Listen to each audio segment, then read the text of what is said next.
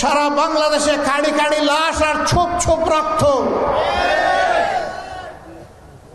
2006 সালের 28 অক্টোবর লগিবইটার তাণ্ডবের মাধ্যমে স্পষ্ট দিবালুকে আদম সন্তানদেরকে খুন করার মধ্য দিয়ে তাদের খুনের রাজত্ব শুরু হয়েছিল। তারপরে আমরা দেখতে পেয়েছি 2009 সালে 10 জানুয়ারি ক্ষমতা বসার পর থেকেই তারা তাদের খুনের অস্ত্রকে আবার শান দিয়েছে।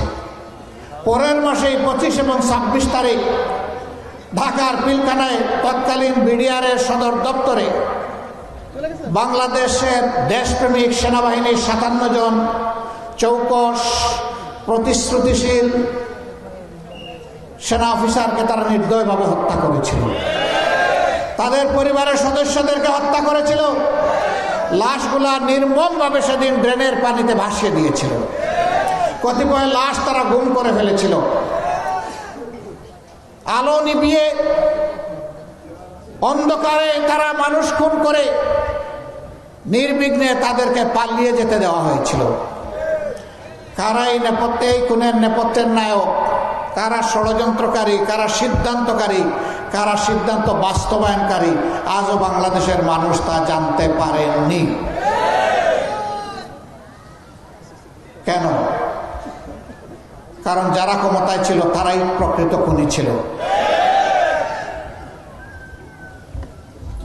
বাংলাদেশের দুইটা দেশপ্রেমিক স্তম্ভ ছিল খুবই মজবুত।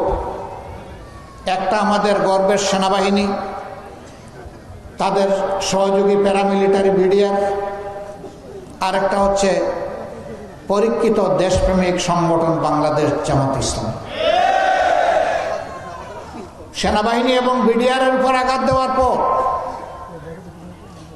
এরপরেই তারা আঘাত এনেছে জামাত ইসলামের উপর। ঠান্ডা মাথায় মিথ্যা অভিযোগ দায়ের করে সাজানো সাক্ষী, পাতানো কোর্ট, এই দিয়ে ঠান্ডা মাথায় আমাদের নেতৃবৃন্দকে হত্যা করা হয়েছে।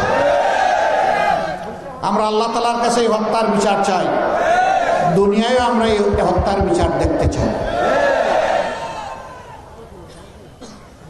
আমাদের নেতৃবৃন্দ সহ 6 সালের 28 অক্টোবর থেকে শুরু করে 24-এর 5 আগস্ট পর্যন্ত নির্মমভাবে যাদেরকে হত্যা করা হয়েছে, প্রভুর দরবারে দোয়া করি, হে প্রভু দয়া করে তাদেরকে শহীদ হিসাবে কবুল করুন।